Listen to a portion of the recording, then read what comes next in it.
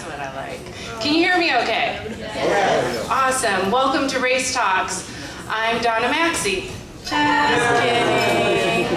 kidding. I'm Shea A. I'm Donna's daughter, and I will be mistress of ceremonies tonight.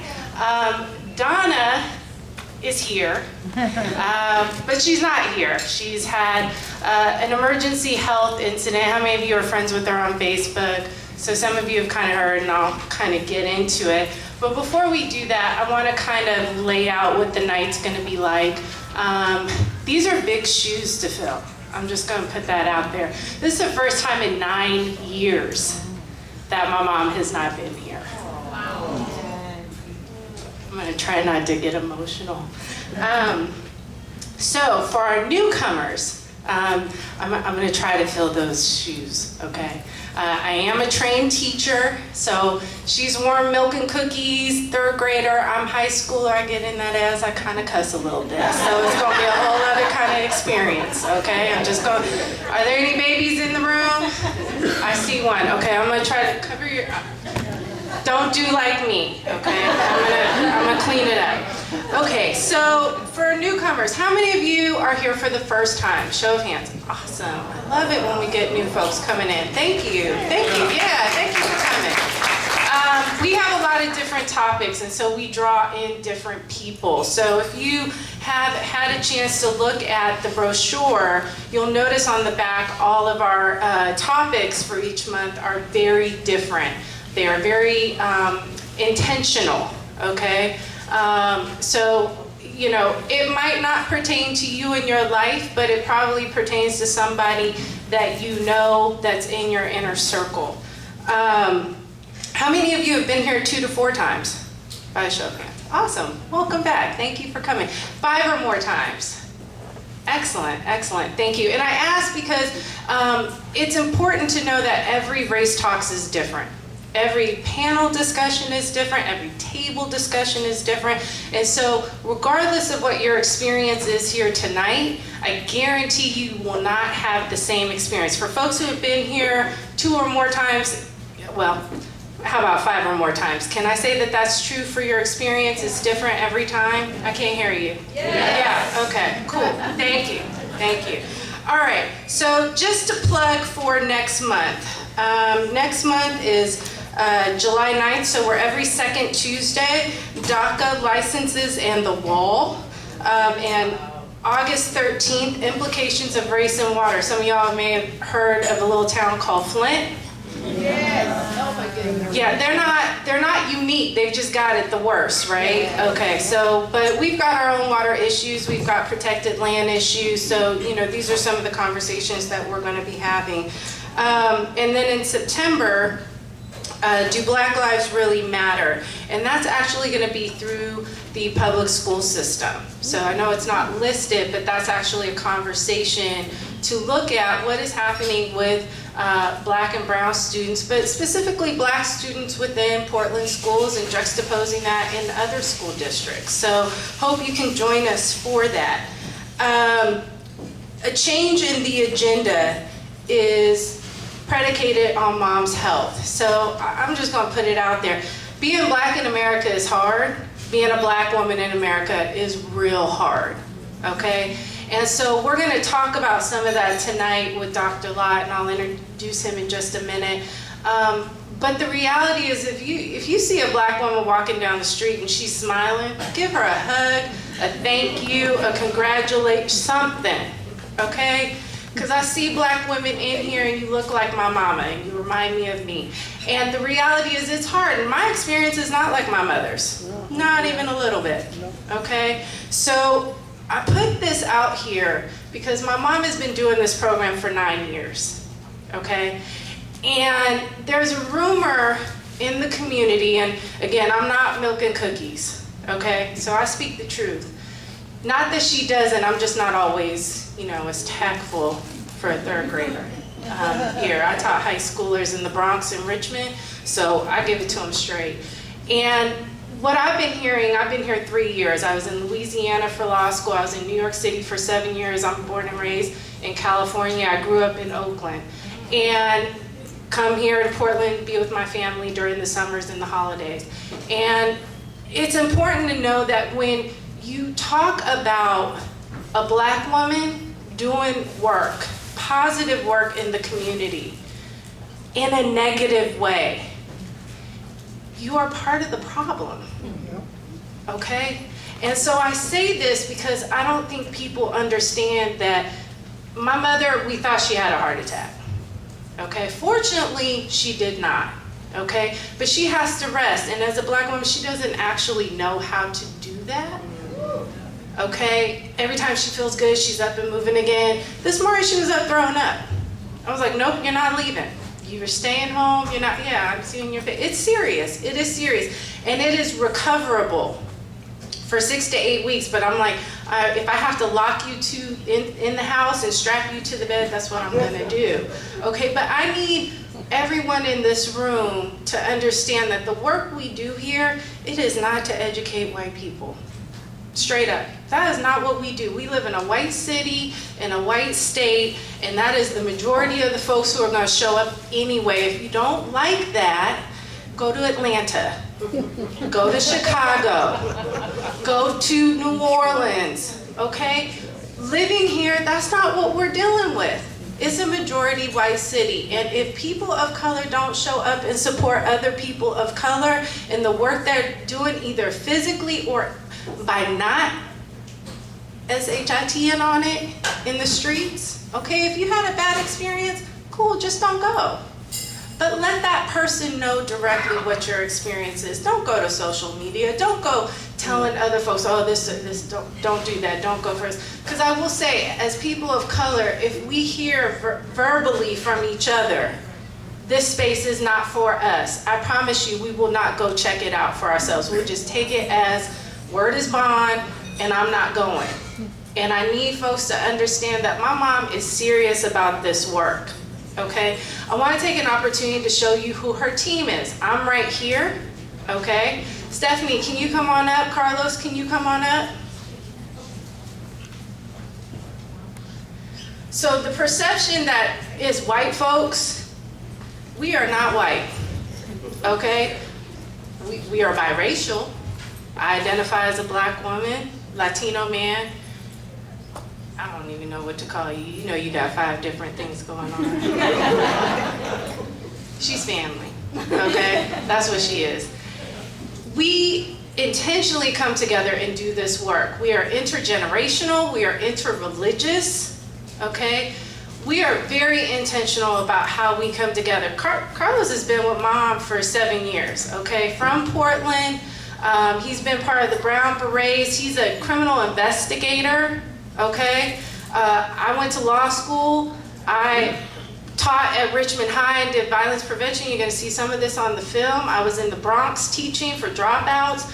We're not play, okay? Stephanie is getting her master's in community psychology and going on to get her doctorate. She's leaving us. Okay, we don't play. Okay, we do not get up and say, what do the white people want to learn about? Let's figure it out. Okay, we appreciate that white folks show up and support this work. We really do. Can I ask our facilitators to please stand up? We handpick these people. These are doctors, these are mothers, these are teachers, these are activists. This is part of our team. And we have invited them here to help us in doing this work, and they volunteer their time, just as we do. So I know that there is a perception that, you know, oh, it's for white people. No, it's for all people, because race is impacting all of us, okay? This is not just a Black issue. So if you come in just looking for Black folks' issues, we might do that once or twice a month. But that's not who all is impacted. And truth be told, if you took all the white people out of the room, folks of color, we still have issues with each other that need to be dealt with. We have issues within our own ethnic groups that need to be dealt with, okay? So please, if you have a great time, let us know, we love it. If you don't, let us know. Please don't take to the streets, and I say this on behalf of my organization. with all of us connected to it, but I also say for every organization here in town. If you go, especially a Black woman's organization, okay, but really any person of color out here doing this work, any kind of work, support them, and support them by being honest to their face if you have a problem with something they're doing, because no one can change it but them, okay? So lecture's over. I told Mom I wouldn't bless everybody out. With our facilitators, you might notice that we have some folks of color here, and it's been given back to us as feedback that some folks of color don't feel as comfortable being at tables that, you know, where they don't feel safe. And we prepare for these conversations, but as a person of color, if you do not feel comfortable being at a table with a white facilitator and you prefer to go sit at a table with a person of color, please, by all means, go do that, okay? Take care of self first. Some of the topics are gonna be triggering. If you need to step out, get some air, go to the bathroom, do that. Take care of yourself, okay? If you come back and join us, we want you to. If you're able to stay for the table discussions, we would love it. But if not, we're gonna give folks an opportunity to get up and leave. And then if you came with a partner, we're gonna ask you to separate from your partner so you each get individual, unique experiences, okay? So we'll give a few minutes for folks to shift after the presentation is over. Okay, how's that sound, everybody? Okay. Everybody good? Okay. All right, so, thanks team, thanks fam. All right, so I wanna give some shout outs because we actually really needed a lot of help. Mom really thought she was coming tonight and that was really funny. And so by herself, she normally takes these posters and delivers them around town and whatnot. And so I wanna shout out Seven and his partner. For taking the initiative to say, hey, do you need some help? Let me get some posters. And he passed them over to Ken Hansa, who basically created a competition with his kids, Mario, Charlie, and Elsie, who I'm shouting out, because they went all over town and fought over who was gonna get to have the opportunity to hang the posters up. So they are officially hired next month. Okay, so. We can't do this work alone. So, okay, am I over my 15? Okay, so very quick introduction, and then we're gonna get on with the get on. So, Dr. Lott is I'm gonna read the bio in just a second, but I've known you, what, a year now? Yeah, he's good people. He's good people. His wife actually is in UMN, naturopath, is it the Northwest University of Naturopathic Medicine? I messed that all up. NUMN, Naturopathic University of Natural Medicine. His wife was one of my mom's doctors. She went in to get some help and support. Can I tell him our relationship? Can I just say that? I screwed it. Okay, well, he's our counselor. Okay, we believe in mental health. So Mom and I, we go to him. We have sessions, you know, if you're not getting counseling, get you some, okay? It is a form of self-love, let me tell you. So Dr. Lott is my counselor, and I have a lot of respect for him. So his bio, I'll read it now. Dr. Lott is a clinical neuropsychologist interested in social and cultural factors that impact the development of various psychological and behavioral disorders in African descent populations. His theoretical approach to treatment is a biopsychosocial approach. He helps clients develop self-awareness to resolve challenges, break hurtful and long-standing patterns of behavior, and uncover their true potential for a more desirable emotional experience. He has a particular passion for helping clients struggle with depression, anxiety, spiritual concerns, relationship problems, and attention difficulties. Dr. Lott's assessment interests are in the neuropsychological evaluation of adults and children with a wide range of diagnoses, including traumatic brain injury, attention deficit hyperactivity disorder, ADHD, learning disabilities, and common childhood developmental and psychological disorders. In addition to clinical and assessment interests, Dr. Lott has been active in the education and supervision of graduate students and medical residents.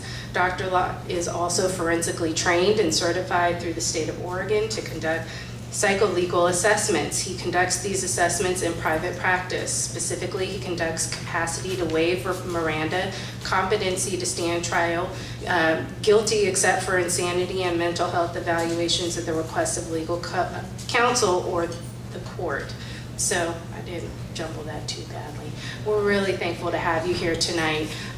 He is going to be our guest speaker. We have a movie tonight through the PBS series Unnatural Causes, and specifically it is called Place Matters. And how many of you are familiar with Unnatural Causes? It came out okay, so very few folks. So if you have a Multnomah County Library card, you can actually go online and see the entire series. But it specifically is a 4-hour series that crisscrosses the nation, uncovering startling new findings that suggest there is much more to our health than bad habits, healthcare, and unlucky genes. The social circumstances in which we are born, live, and work can actually get under our skin and disrupt our physiology, yeah, and much as germs and viruses. And so this particular topic, Place Matters, looks at why is your street address such a strong predictor of your health. And so very excited to show this. Last things, we're going to do a Q&A, but rather than, for those of you who've been here before, we generally have folks come up to the mic. Takes a lot of time. So in your table buckets, you'll see white pieces of paper. If at any point in time, thanks Shannon, if at any point in time you have a question during the course of the film or during Dr. Lott's talkback, go ahead and fill out your question, give it to your facilitator. Either they'll bring it up here directly to him, or we'll do a quick collection, or if you want to hold your hand up and we'll all come around. Steph is in the back, she can catch it, our other volunteers can help. So sit back, relax. Is the movie ready to queue up? All right, thank you, Carlos. Please tip the wait staff, Poppy, Heather, Colton in the back. Please give generously to us, to do this work. We started asking for a $5 suggested donation. I didn't point out Mike, Joe, anybody, and I think I see Harold in the back. These are also, Harold, wave your hand. Mike, wave your hand. When you want to talk about the white folks that help out in the organization, these folks came to mom and said, hey, listen, you look like you need a Facebook page. You look like you need a videographer. We have Tressa who manages our website. Hey, you need a website. Let me do this for you. And they have been actively volunteering pretty much from inception, y'all. So that's family, okay? Yeah, let's give them a round of applause. And we don't have a budget to pay them. So this is really a labor of love here. So we invite you to come back. I'm gonna stop talking and we're gonna get ready to roll the film. Thank you for coming and enjoy.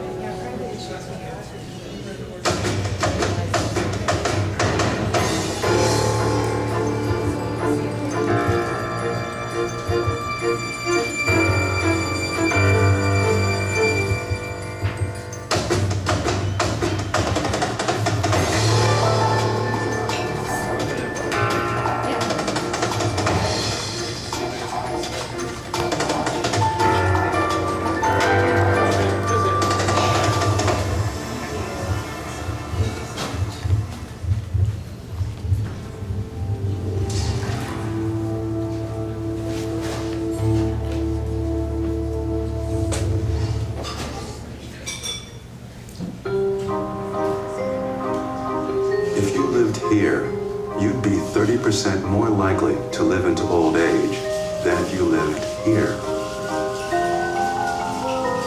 If you lived in this neighborhood, your child would be 6 times more likely to be hospitalized for asthma than if you lived in this neighborhood. Why is your street address and the place you live such a good predictor of your health? Place matters. That's where someone works, where they go to school, or where they live. Because place determines what someone's exposed to in terms of a whole host of factors that can affect their health. So place matters because it determines what kind of physical or chemical agents you might be exposed to. It matters what kind of social environment you're exposed to. It matters if there's a lot of violence or crime in your neighborhood. It matters if it's easy to go for a walk in your neighborhood or find healthy foods. Who your neighbors are and the way you interact with your neighbors can also affect your health. So place ultimately is a critical determinant of health. When we think about health, we usually think about health care and access to care and the quality of care. But what research clearly shows is that health is embedded in the larger conditions in which we live and work. So the quality of housing and the quality of neighborhood have dramatic effects on health.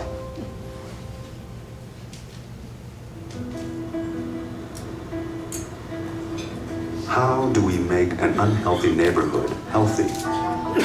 Here are two neighborhoods working to find answers. One in Richmond in Northern California, and another in Seattle, Washington. Two neighborhoods with similar problems. Today in High Point in West Seattle, there is quality, low-cost housing, clean parks, safe streets, access to good food choices, and sidewalks that allow lots of social interaction. These features promote health in High Point, but they're not found in many low-income neighborhoods. Actually, why don't you lay down? Meet Gwai Bunkat, age 49. A refugee from Laos, he moved to Richmond, California in 1980. He works as a school janitor. Roll towards me, Professor. Roll towards me just a little bit. The heart is still weak, and I would find it hard to believe that you would be able to go back to work and work a full day right now. So each time the heart beats, 15 or 20% of the blood is leaving the heart. Normal is 60%. 60%. Yeah, so it's working about a third of a normal heart. 2 weeks ago, Gwai suffered a major heart attack. So it's a little bit. This is his first checkup since emergency surgery. How long will I live? His cardiologist doesn't pull punches. That's a really good question. I don't know. I mean, you essentially almost died once. A lot of it depends on how much stronger the heart gets over the next 3 to 6 months. If it doesn't get stronger, unfortunately, you're at risk of suddenly dropping dead. You talk about heart stress, you mean like that's including like worry and anxiety and all that stuff? All those things can play a role. Oh, okay. The question is, why would a young man like this present with such severe heart disease? Weakened heart and a heart attack at such a young age. Basic causes of this sort of disease that we ask questions about are smoking history. He's not a tobacco user. History of diabetes, he doesn't know history of diabetes. Family history of heart problems at a young age, no family history. And one has to wonder whether environmental factors play a role.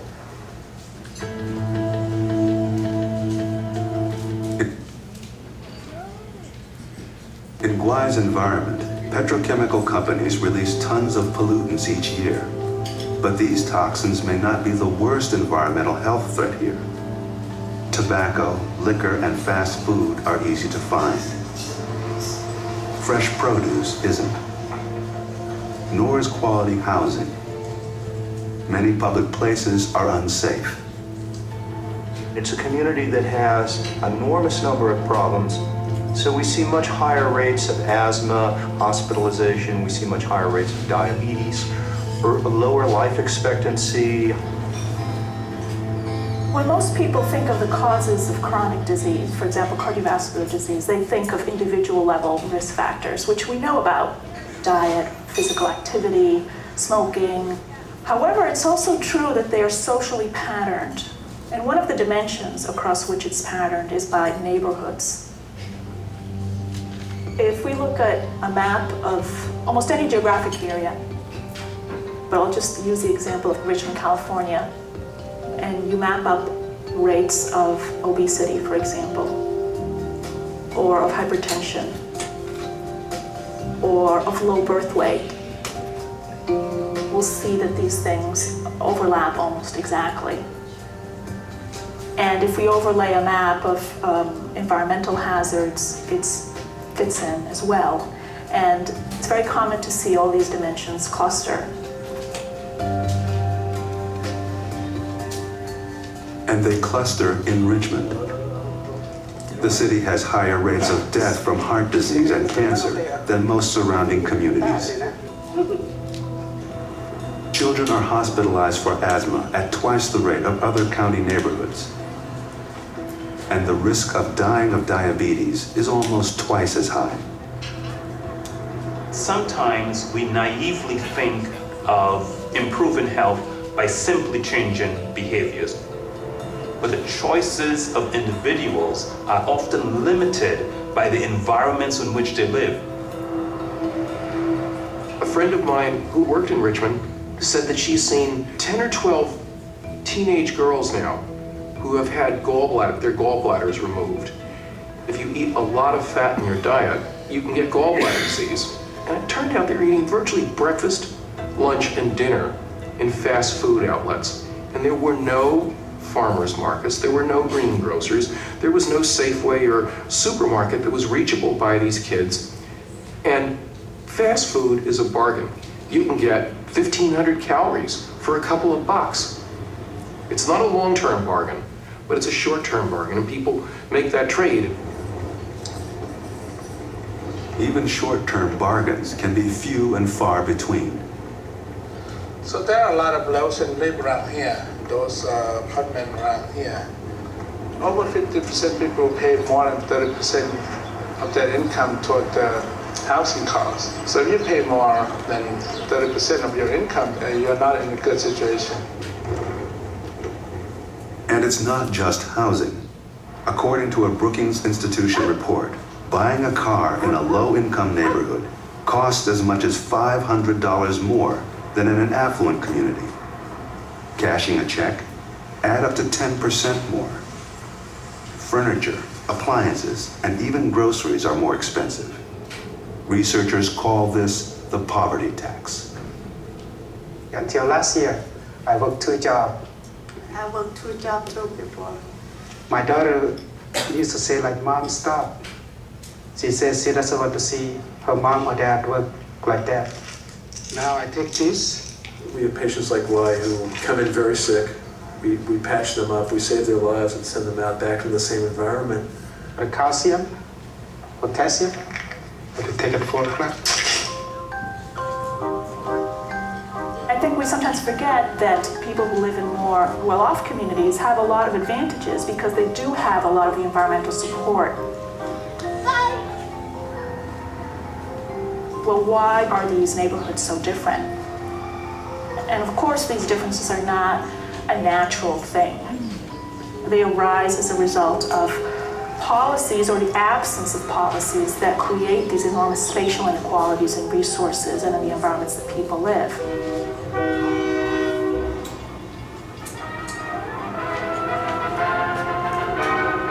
"60 years ago, Richmond was a boomtown. Here was assembled one of the nation's largest industrial armies. During World War II, the Kaiser shipyards in Richmond ran 24 hours a day.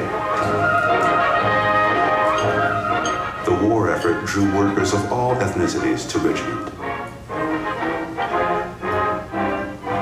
When the war ended, new governmental policies brought sweeping changes to communities like Richmond. As the shipyards closed, thousands of jobs left. So did anyone who could.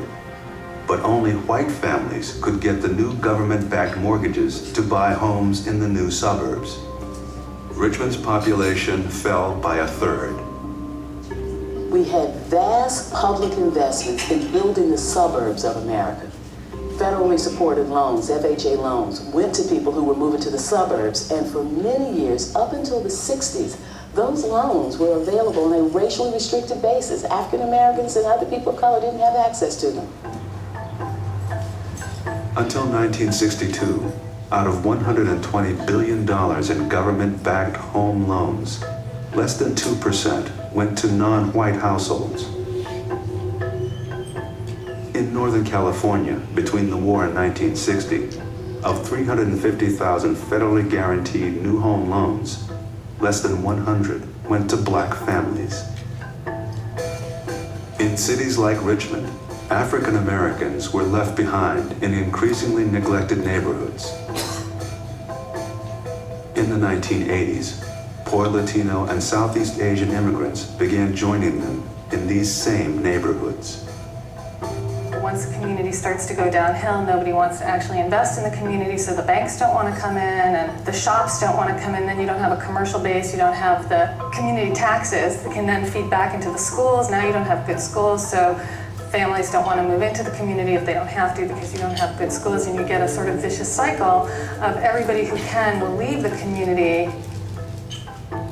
This isn't something that happens overnight, and it isn't the fault of the people who live there. The people who live in low-income, disinvested communities did not do this to themselves.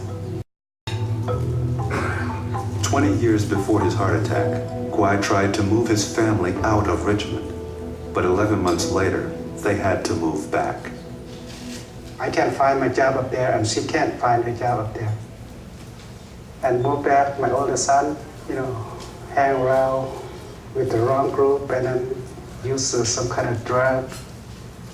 I just don't know what to do. I try to help him, I try to straighten him out. Spend a lot of money, owe people a lot of money. That's what in my mind all the time, so it's worry, just worry. When I'm going to pay off all of this, and how I'm going to do it.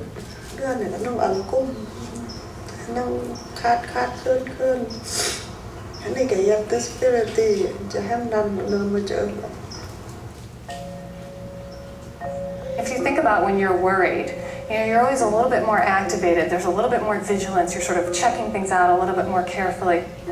And if you can imagine that happening day after day, all day, every day, it's exhausting. And it wears on the body system. When stress is chronic, when we're endlessly worried about our bills, our job, our children's safety, the body pumps out cortisol and adrenaline. But too much of these stress hormones over time can increase arterial plaque, raise blood pressure, and weaken our immune system, increasing our risk for almost every chronic disease, including heart disease, the leading killer in America. We've done studies that have shown that living in disadvantaged neighborhoods is related to an increased risk. It's about 50 to 80% increase in risk of developing heart disease. And this has been replicated in other studies. In our society today, everybody experiences stress. However, in many disadvantaged communities, what we have is the accumulation of multiple negative stressors, and it's so many of them, it's as if someone is being hit from every single side. And it's not only that they're dealing with a lot of stress, they have few resources to cope. Our strategy is work together where we lead is like you as leader. The health challenges of low-income Laotians, Vietnamese, and Cambodians are often masked when they're lumped together as Asian Americans. We are talking about justice, right? Guy's cousin, Torm Normpersert, organizes his community to address local health and environmental problems, joining forces with other activists in Richmond. Richmond is a very diverse community, and there is a very rich and historical network of community agencies and community organizations. That's been enhanced by the new waves of immigrants who brought and developed their own community agencies to address health problems. One of the greatest health challenges to the community and its children is exposure to violence. In 2005, Richmond had one of the highest murder rates in the United States. Somebody just came and knocked at the door. She came out, she said, "Who's that, Dad?" I said, "I don't know. Just don't open the door." And then I heard it sound like the knock again, and I ran back. It wasn't a knock. They already shoot her. Dốc đã cười tao mưa nào. Tụi pin nó bung lại nàng nhìn lực ống cung. Dốc đã về lọt này. Cứ chắc chắn tôi mới gọi liền.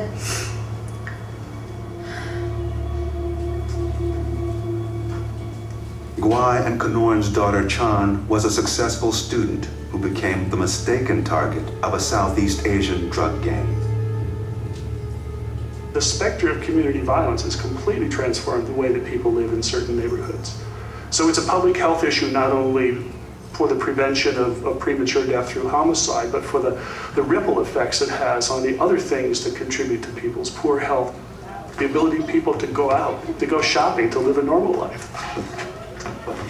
In fact, research now suggests that some adult health problems may be traced to living with violence as a child. The impact of that stress, the impact of that exposure to violence, triggers physiological responses in a child and can actually be disruptive to the developing brain and developing immune system, such that you are primed then to be more vulnerable to physical and mental health problems all through your life. When I'm outside, I hear gunshots in there by the school. And I also hear some gunshots too, right there. We worked with the kids in Richmond, and many of those kids didn't think they would live beyond the age of 20. So we proposed to do a study on hope, trying to show kids that they can work their life around so that they do have a future. And pick a photo to write about. The program that resulted, Youth Empowerment Strategies, or YES, helps youth develop a sense of hope by showing them at an early age how, by their actions, they can work together to create positive change in their community. We're the YES program E5, and we came up with a project. Hope impacts health because then you don't internalize a lot of the behaviors about feeling hopeless and feeling alienated from society. What it is that you do is you feel proactive and you realize that you have a say in how things can be. And so you engage in making things be that way. That's why we think. Control over our environment gives us reason to be hopeful, and hope is an often overlooked factor for good health. But how might a neighborhood's residents gain that control? 800 miles north in Seattle, Washington, at High Point, public health and housing agencies and developers took a radical approach to give one neighborhood some of the health advantages found in wealthier communities. 60 years ago, High Point was a lot like Richmond. It began in the 40s as housing for temporary defense workers. By the 1990s, High Point housing had deteriorated. These were built for temporary housing. We told the neighborhood they'll only be here a few years, and they're still here 60 years later. I lived in the apartment here on the end on Graham here. It is right there behind that little tree. I felt anxious, because bullets were flying. And, you did not know when that was going to happen or what the consequences would be. If it was unsafe outside, it was unhealthy inside. Asthma was endemic. This is one of the old units. It's a pretty nasty looking one. The family has just moved out of here though, into one of the new units.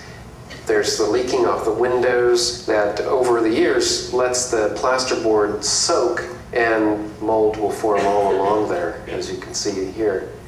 They didn't just have a mold problem, but with the moisture, you get more dust mites that are a common asthma trigger. A lot of mold growth under there and nice places for the roaches to live and thrive. Not a healthy home. In the old High Point, 1 out of 9, 1 out of 10 households were affected by asthma. Pretty much everybody knew somebody who had asthma in the community. It's almost like it was normal. Asthma was so commonplace, it was normal.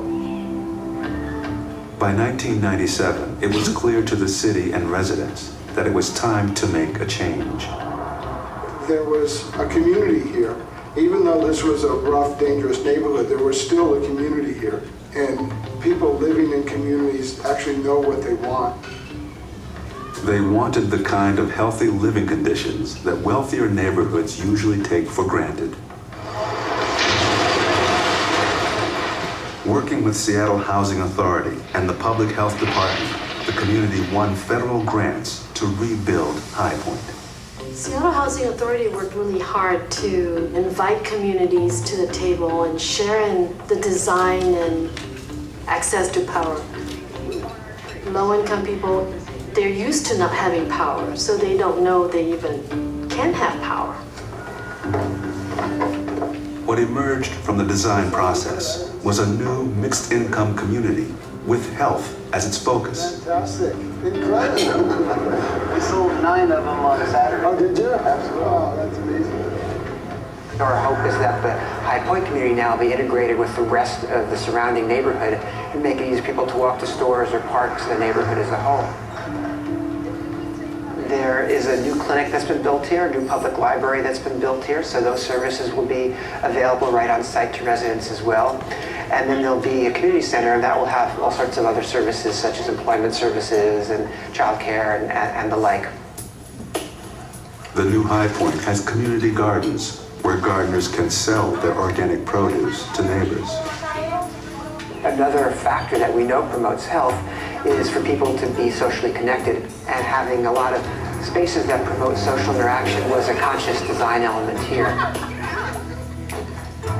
One health problem community developers were determined to take on was asthma. Nationwide, the cost of asthma in healthcare and law school and work days is staggering. $20 billion every year. Low-income neighborhoods are the most affected. 4-year-old Stephen Trong has asthma. At night time, he sleeps and then throwing up and then too hard for him to breathe. Yeah. I just bring him to children's hospital in the middle of the night. That time I cannot go work too. Yeah, I need to stay home to take care of him. Over a year's time, we found our children were spending up to $3,000 to $5,000 on repeated emergency room visits. That's emergency room treatment each year for just one child. Feeling different now? Bonita Blake, a High Point activist, came up with the idea to build some of the new homes with a range of special features for people with asthma. The ventilation system is meant to bring in fresh air from the outside, even small particles that might be bad for your health, such as diesel particulate, pollens in the case of an asthmatic, will be filtered out, so the air inside the home is actually healthier than the air outside. Stephen's family moved into a Breathe Easy unit 5 months ago. Nói gì hả? Nó được giống là healthy rồi nó không bệnh hoạn rồi làm đất là mình rồi nó chơi với anh nó rồi nó hơi thở nó khỏe mạnh hơn là cái nhà kia. Tại vì con nó ít có bệnh thì ngủ cũng được. Breathe Easy homes cost about $6,000 extra to build. That's less than 2 years of emergency room services for a child like Stephen. But these kinds of health innovations rarely come from private developers working alone. And the federal Hope 6 program that provided financing to build the new High Point is being phased out. Market-driven forces are not going to build healthy homes for low-income communities. That's only going to come from policymakers who recognize the societal benefits to having healthy communities like this one. But not everyone benefited. Some residents who were supposed to be temporarily displaced to build this mixed-income community never came back. And rebuilding a neighborhood from the bottom up isn't possible or desirable everywhere. The real issue is who gets to make these decisions. The major health problems in a community like Richmond are extremely complicated and they're extremely deep. And it requires a whole spectrum of strategies. Everything from educating individuals to mobilizing communities and neighborhoods to building coalitions or to changing public policy. The first thing we need to do is acknowledge that where you live impacts your health. That the environment in the community, the social environment, the physical environment, and the economic environment together determine whether or not we're going to have a healthy existence? What that means is the housing policy is health policy, educational policy is health policy, anti-violence policy is health policy, neighborhood improvement policies are health policies. Everything that we can do to improve the quality of life of individuals in our society has an impact on their health and is a health policy.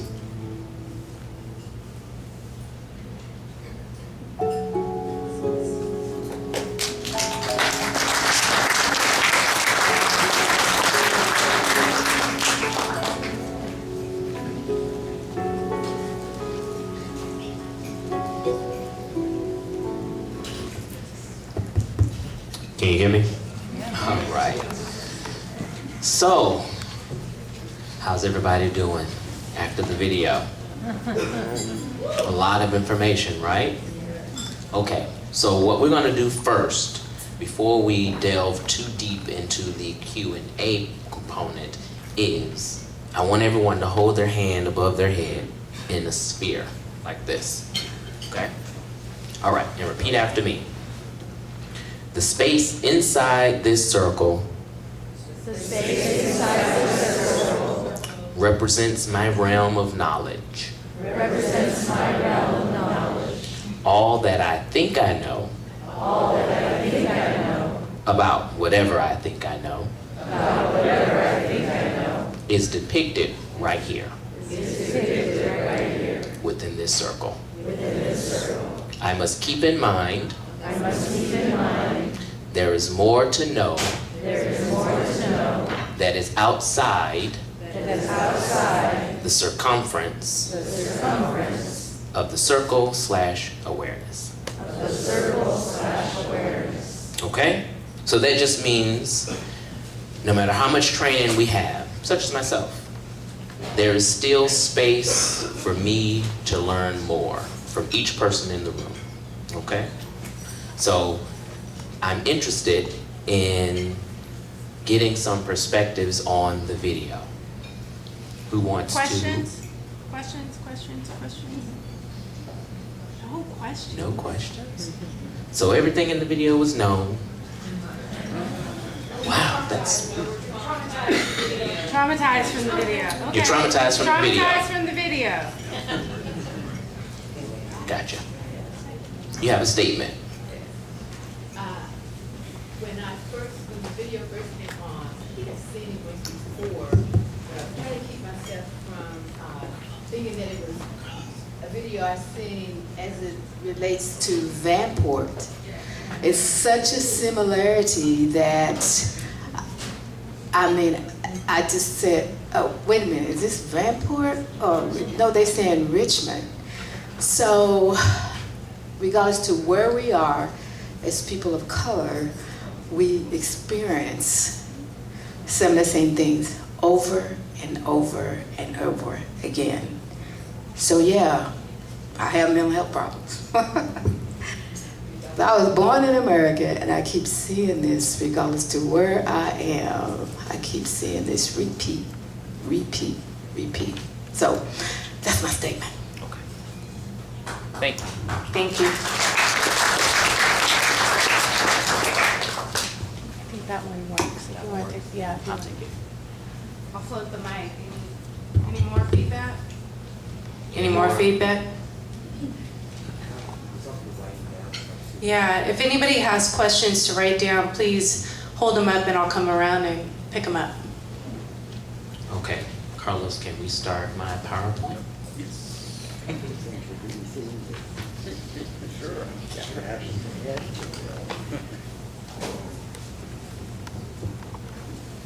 So what I did is I put together a few slides, about 20. It was just short compared to most of my presentations, actually, to talk about what it is that is the underlying cause of a lot of the health conditions that we are looking at. And we're going to call the elephant in the room what we know it is. It's racism, right? So it's racism, discrimination, unfair housing, all those things.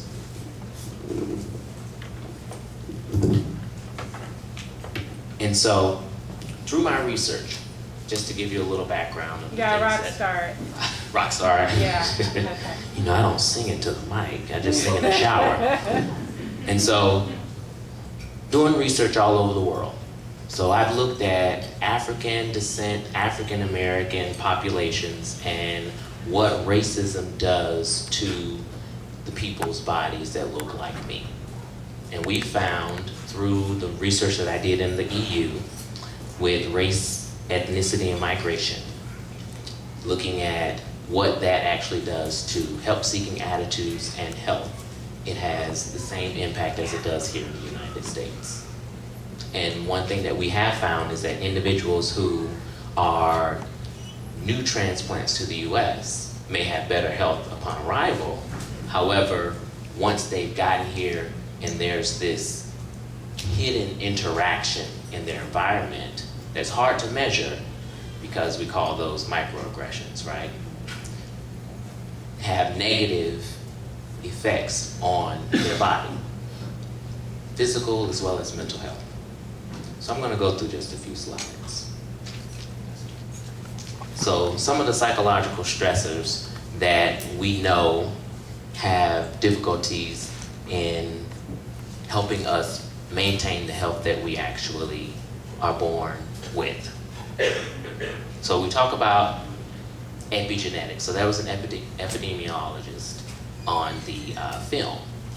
And so when we look at the literature in regards to epidemiological issues, if a mother is pregnant and the fetus is gestating in stress, so I know I live in stress, so I don't know any mother who's had a baby who has not lived in stress.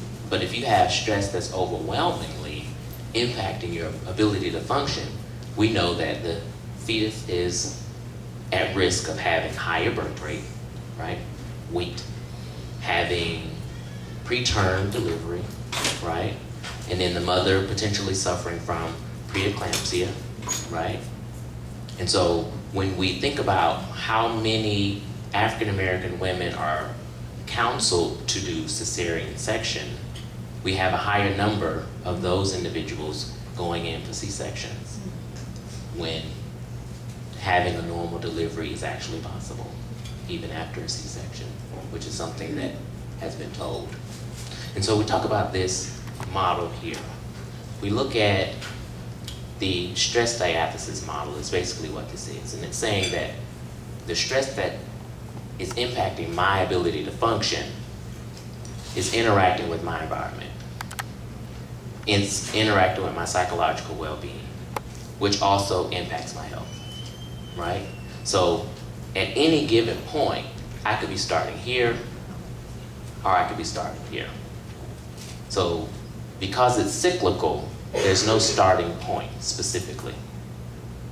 But as we know from the video and from research, that children who are born and raised in areas where it's high stress, and stress can mean anything from gun violence, stress can mean anything from a parent being out of the home, stress could mean anything from financial difficulties, right?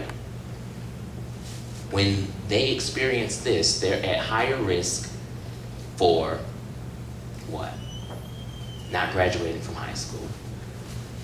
Higher externalizing behavior. So you see more black and brown children diagnosed as oppositional defiant, ADHD, right? And conduct disorder, which in my psychological mind, I'm screaming, no, no, no. Especially if it's due to stress, let's not laden them with those diagnoses because they're precursors for a lot of other mental health conditions. And that has to be a criteria to have that diagnosis in childhood in order to meet an antisocial personality disorder in adulthood. And so in my forensic practice, I fight.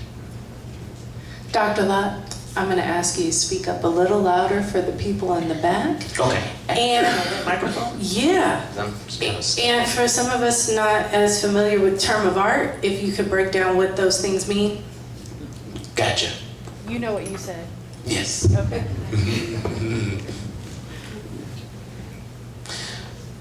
Perfect. Better. Better. Okay. And I can move. Okay. I was stuck to the podium. Sorry about that. That's all right. Okay. And so having or being in these environments predisposes an individual for suffering from a lot of mental health and physical conditions. So we talk about genetic predisposition. So in one of my lives, I worked at the National Human Genome Research Institute in Washington, D.C. And we looked at race and the susceptibility of African Americans to develop lung cancer when the patient has or has not been a smoker. And so we looked at the social aspect, and then we also looked at the medical genetic aspect, right? And so we did find that those individuals who lived in these neighborhoods had higher rates of lung cancer, not only asthma, lung cancer, and they reported to treatment at later stages, which means if I'm in stage 4, my survival rate has diminished or decreased. And so we're basically in the maintenance stage. Better? Yep. Okay. Okay. And so when we think about that and how that applies to Portland, as my sister here was just talking about the neighborhood gentrification, how does gentrification actually happen? It goes beyond policy as well. It touches each and every person in the room.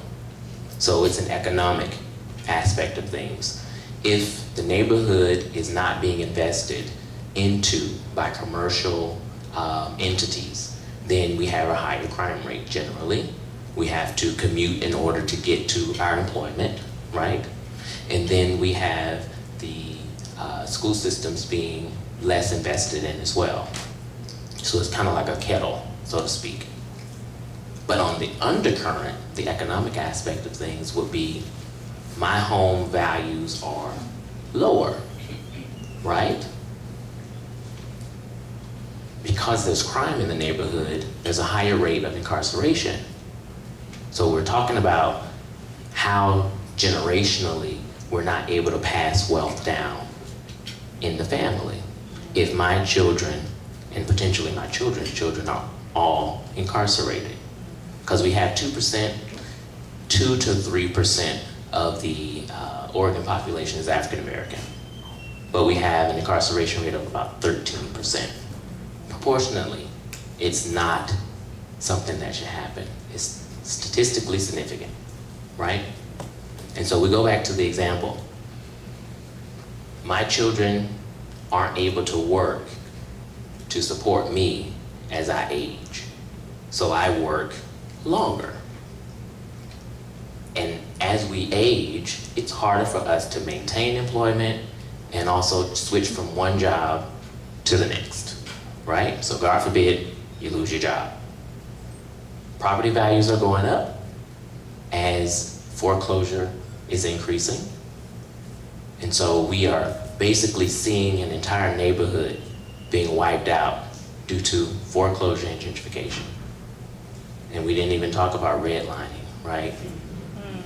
Which we all may or may not know about, that up until the late 90s, areas of the city, primarily the area now that's being gentrified, was coined, this is the neighborhood for the minority population, primarily African Americans. So if a realtor showed a home outside of the area, you're less likely to get the loan. So what does that look like today? Maybe not redlining, but policies have changed in regards to what your debt to income ratio actually is. If you went to school and you have student loans, they are now being factored in to your purchase of a home, right? So you could, in theory, have a $400,000 debt to income ratio while trying to purchase your home, even as a first-time home buyer, and with all the programs that are in play. Stressful, huh?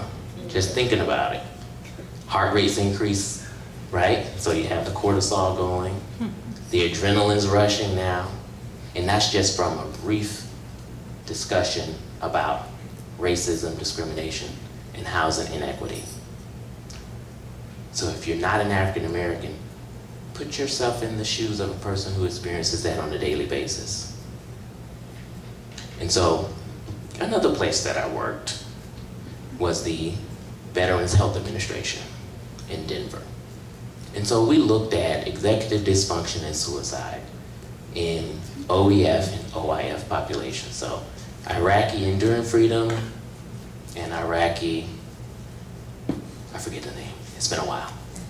But for those populations, we found that it's similar to the African American population here that's indigenous to the United States. So if you have this constant activation, reactivation, your baseline level of functioning is going to be higher than a person who has activation and then you're allowed to rebound, right?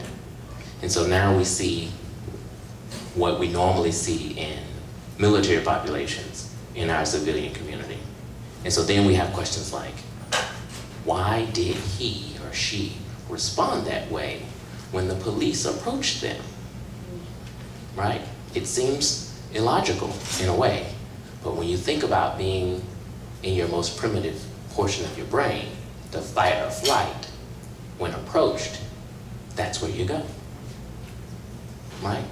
And then we have death by cop, which some people consider to be a form of suicide, and then as well as homicide. So this is a very deep topic, and it's multi-systemic, so it covers all areas. I'll make my slides available so they can be on the website. Yeah. Okay? So I'm just gonna kind of flip through a couple of these. And you have a question behind you. This right here. Any other questions? Questions? Forthcoming. Okay. Okay, so the question is, great handwriting actually, because I can't read my own handwriting sometimes. Could you please talk about Eurocentricity of IQ test and thoughts on how it may impact the frequency of diagnoses of Black and brown people in intellectually disabled groups? So,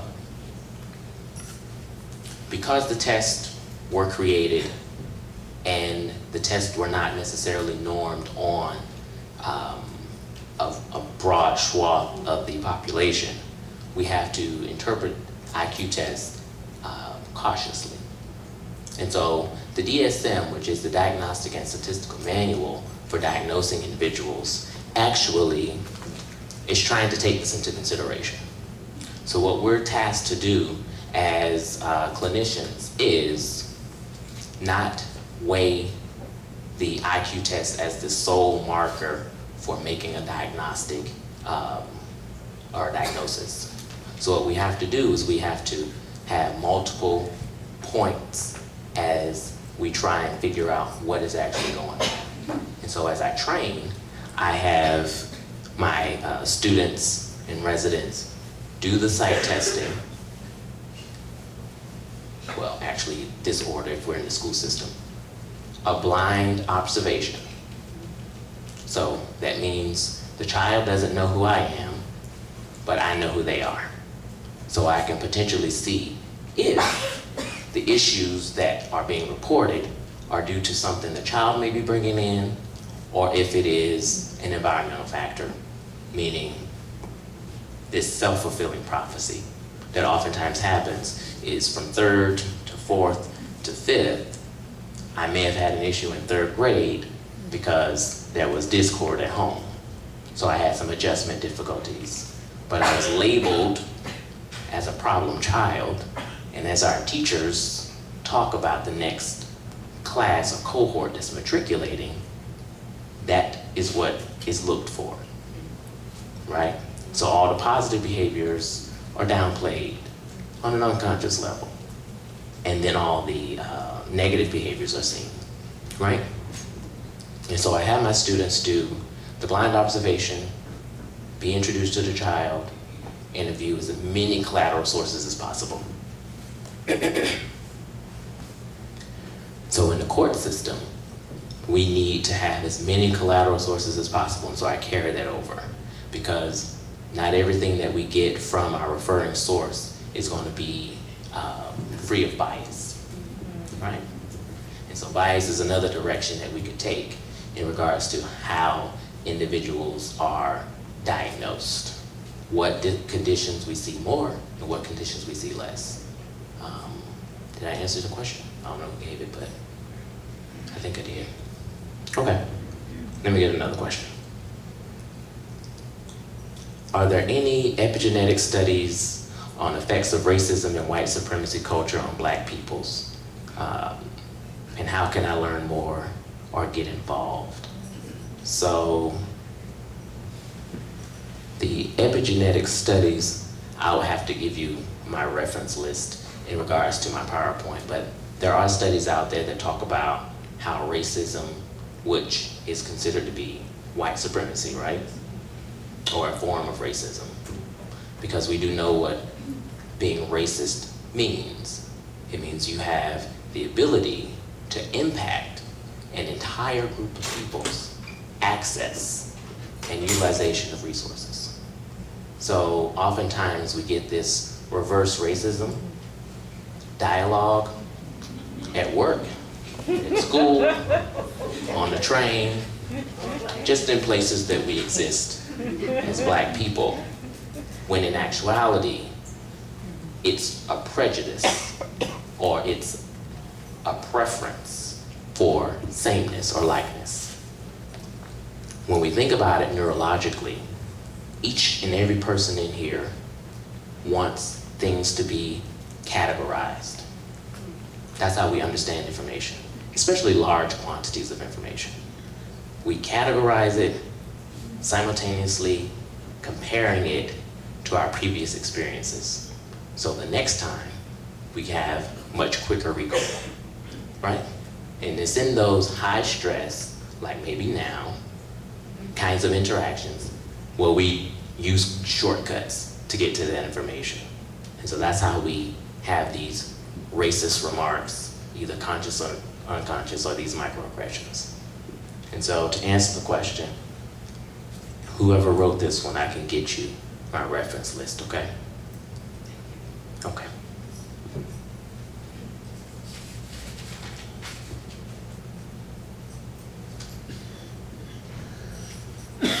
Okay. So this is not about African Americans, but so this one is there or are there any mental health resources that are bilingual that can help meet the needs of the Latinx communities? Since my research is primarily African Americans and the population that I serve is African American, I would have to refer you to someone who works with the Latin population. So in my day job at OHSU, I work at the Abel Gordley Center for Health and Healing. And so one of our primary aims is to help the African American community. And so as a clinical supervisor, I train our culturally specific and our culturally responsive clinicians. And so I wouldn't be able to give you that information in regards to this question. But if there is a person who seeks treatment at our clinic, we do have translators on staff who can actually do that. Mm-hmm. Latino Network and ERCO. Okay. If you want to announce that out. Latino Network and ERCO. As well as Conexiones through Western Psych, I believe. Gotcha. Thank you. Gotcha. You're not going to repeat that? Yeah, I'm going to repeat it. Well, I have an issue when we're talking about African Americans, how the topic tends to change to different groups. And so that's kind of how I felt when I heard that. And so what I usually do when I give these talks, I focus primarily on the group that's actually being discussed. Because what that does is it creates a distraction for us in the room, and it's a way for us to leave cognitively. because it's a high stress situation. And so we use things to distract and take us out of the room. Yeah. We all do it. It's not just this group.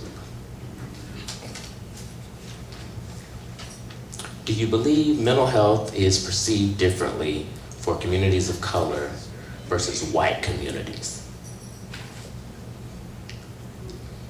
Well, take a drink of water on that.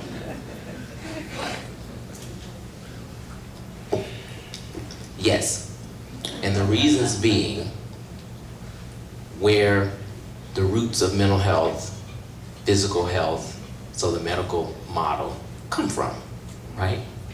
So when we think about Medical Apartheid, which is a really great book to read, and we read Post-Traumatic Slave Syndrome, which is another good book to read.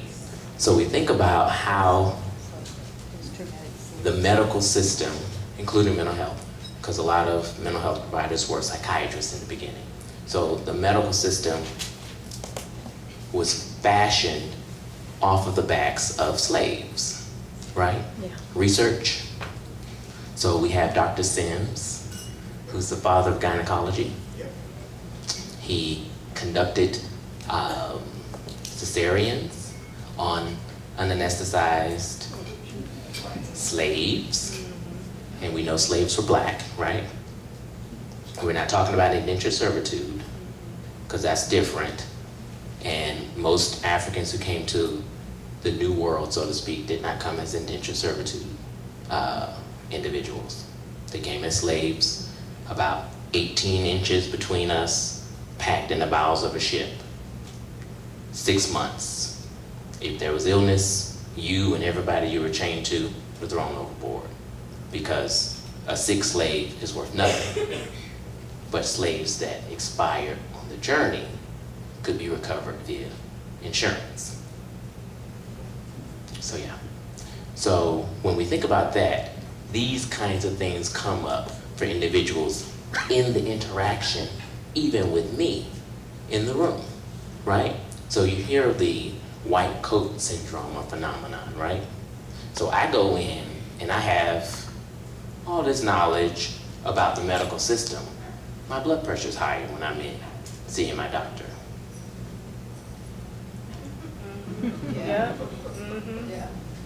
And my doctor looks like me.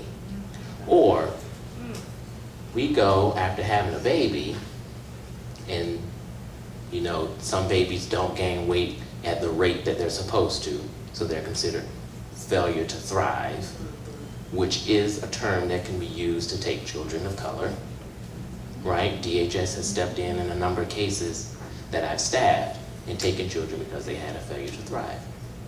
And so one of my children was considered failure to thrive, and they told me, so we have advanced degrees 6 between the two of us. And you married to a black woman. Okay. Oh yeah, that's true. You know, I'm not from Portland, so, you know, even the West Coast, so I'm like, just think about it. And so they told us, we're gonna let you take your child home. And we were like, you're gonna do what? May I talk to the resident so we can have a meeting of the minds, so you know who is in the room, and then we have to show up. But it's in those kinds of interactions where there is the perception about the system is created, right? So if I go and I say, I have a pain here, and the doctor says, well, that doesn't sound like it fits with the criteria that I have in mind about what your diagnosis is, we're invalidating what the patient has to say. And so when voices are not heard in a bidirectional exchange in the patient interaction, satisfaction decreases, and that's research. And so when I have a perception about a system, word of mouth also feeds into the perception. Research feeds into the perception. Now I have this idea that even though the system is there, it's not for me. So in my own research, when I looked at attitudes and perceptions about seeking mental health treatment, when we hold things constant like finances, right? So you don't need to worry about how much it costs. It's free. Or you don't need to worry about location. I use it on college students. So you were in college, it's a counseling center. You don't need to worry about whether or not the provider is different. We held a lot of those things constant, but we still found that the perception of the system not fitting prevented people from seeking free healthcare. So, yeah, it's looked at differently when we think about in-group and out-group. Yeah.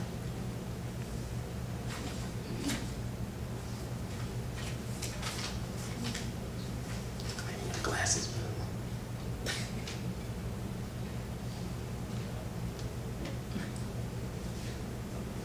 What is a conscious decision? Oh, was it? Okay, I'm sorry. Was it a conscious decision to talk about stress instead of naming it for what it is, trauma? I use them synonymously.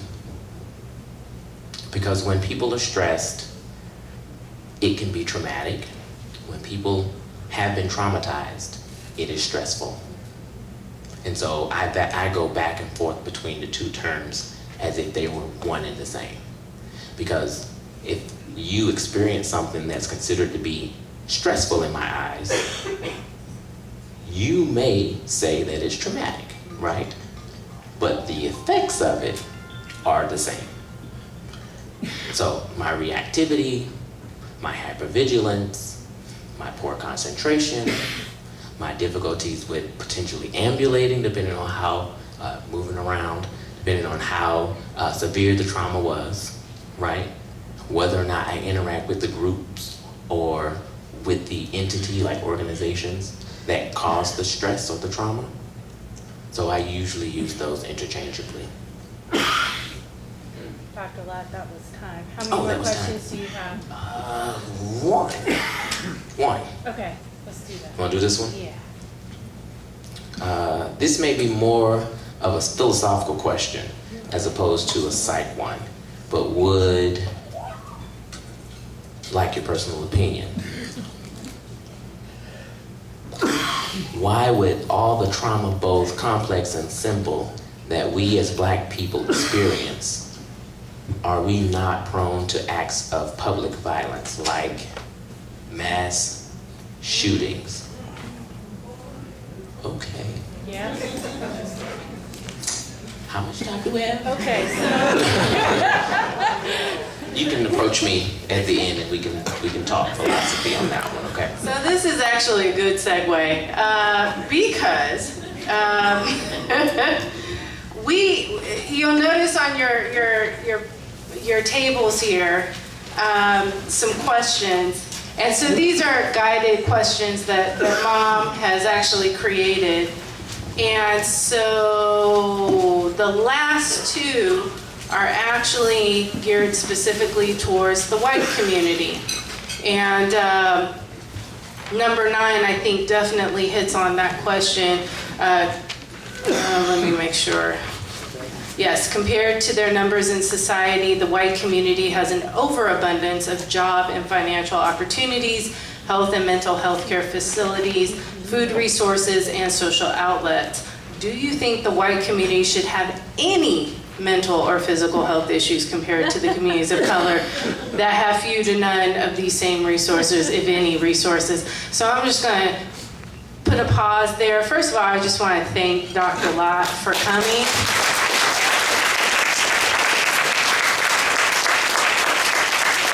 And I want to thank you also for clarifying who this conversation is for and what it's about, because I think, again, yeah, let's go on and thank you for that. Because again, I think what happens, specifically with the Black community, and Mom says this time and time again, we're often the first ones through the door, and then we get shot, you know, the first one through the door, as she says, shot, right, and then trampled over. And so while I'm fully in solidarity with my Latino and Asian brothers and sisters, the reality is Black folks have been disproportionately on every level, every front, been discriminated in this country, and it had been kicking down doors for everybody. So if we get in the door, you know you coming in with us. Like, just dot period. Dot period. So I really appreciate you clarifying what the conversation is about, because I think all too often, those of us, Black folks, other folks of color, and as a friend of mine clarified recently, the BIPOC, right? So Black, Indigenous, POC. And the clarification I appreciated about that is Black and Indigenous folks are having a completely different experience than other people of color. Not to take away from that experience, because we all got a different kind of struggle, but not like the Indigenous and not like the Black folks. I'm just saying, it's just not. It's just not. So I really appreciate you clarifying that. And that's what we're here to do, to have honest conversations. So at this point, I want to make sure that our facilitators get the full benefit of being able to allow you all to engage in table dialogue. Facilitators, could you go ahead and stand up just so we know which tables have a facilitator? For our attendees, disclaimer, if you decide to stay at a table that does not have a facilitator, do not get upset with us when the conversation goes left. I'm just saying. We have a pre-call-in. We talk about these questions. We talk about the discomfort in the conversation. We talk point blank. The facilitator's role is definitely to make sure that people of color feel safe in these conversations. We've discussed that. So you should feel comfortable at every table, but I'll say it again for folks who came late. If you prefer to sit at a table with a facilitator of color, go ahead and do that. Choose your space. If you came with a partner, a friend, a roommate, whomever, you need to separate, okay? Because that is not really giving you the benefit of having the open, honest, vulnerable conversation that we are trying to encourage here. So go find yourself a new table. So I'm gonna give you all a few minutes. We also, facilitators keep standing. We do highlight an organization that's doing the work Right to Health, led by Leslie Gregory, is taking volunteer signups in the back. You can check them out in the back. Stephanie has the sign up there, so if you're wondering, how do I get involved? Some of you said, how do I get involved? How do I participate? That is our featured nonprofit that's local. It's led by a Black woman here in Portland and serves people of color. Please go ahead and sign up. We'll pass that information on to Ms. Gregory, and she will follow up with you. And is there anything else I'm leaving? Please fill out the evaluations. We read every single one of them. Your facilitator's name is not on it, but go ahead and give them the feedback, because in our trainings, our facilitators are with us for about a year, or at least 11 sessions, because we have 11 in a year's time. So I'm gonna ask if you can give that to them, because they sincerely read it and it helps them get better at doing this work. So if you need to creep out, go ahead and do that, but find a table. Sandra, you have? Yeah, folks on the side, if you want to get in on the conversation, go ahead and take that time now. We do have a raffle. We'll wrap up about 9. We kick you out at 9:15. We do a raffle. We're going to ask you to swap numbers with someone you haven't met for the evening. Folks who've been here, you know it, old hand, but newcomers, this is your opportunity, as Mom says, to maybe make that love connection. You never know. Or make a new friend. So, and that's what these, Carlos and I are going to show you what it's like. Sorry, Mike, we're stealing your thunder. So you'll see 2 of these. We've got 3 pieces of paper. I put my name, email, and number on it. I give it to Carlos. He gives me his with his name, number, and phone number. I keep it. We stay connected because we're so cool. And we put both our names on a 3rd paper that goes into a raffle to receive a $25 gift certificate, so we could potentially get chosen to come back to have a drink or coffee or, whatever. So stick around for that. If you can't stay, make sure you fill out the evaluation, leave it with your facilitator at the table, and thank you so much for coming. Dr. Lott, thank you so much for coming. We really appreciate it. So Stephanie's coming around with the basket. Stephanie, put the basket up, please, so folks know. Stephanie, put the basket up. Okay, there's the basket. Stephanie's going to be coming around, everybody, so you want to make sure that you have your name and the person whose name you are swapping info in. So just 2 names, and we are going to do a drawing for a $25 gift certificate for you and your new BFF to go get a drink together. All right, do we have everyone's names? Going once, going twice. Done. All right, so I asked Carlos to come up here. Thank you, Stephanie. He's gonna select the name. Okay, full disclosure, I did say it was pretty big shoes to fill tonight, and I kind of messed up. I gave Dr. Lott the raffle card in addition to the speaker card. So that means that the people who win, I gotta get your names and numbers so we can get the card to you. So I'm sorry. I'm sorry, but you're gonna get one. You're gonna get one. Okay, so stir it up good. Drum roll, please. All right, thank you. And our winners are... Claudia Ramos, Tex, and Brenda Torres. All right, come on down. Claudia and Brenda, come on down. We gotta give you a round of applause. Wait, did y'all come together? You just met each other? New guys not gonna be new BFFs. So we're gonna get a photo of you because Seven gave the suggestion we need to take a photo before you go out, and then we'll post it on Facebook. Can we do that? Okay, so I'm gonna take your photo. All right. All right, thank you so much. Will you do me a favor? Put your emails and your phone numbers on this so I can follow up with the gift card. Thank you so much. So this pretty much concludes our program, folks. Thank you so much for coming out. Please be sure to leave your evaluations, fill them out, provide them for the facilitators who will clean up the tables. Facilitators, go ahead and collect all the materials, put them in your folders, the buckets, everything off the table, and bring it to the back table, and we'll take care of it.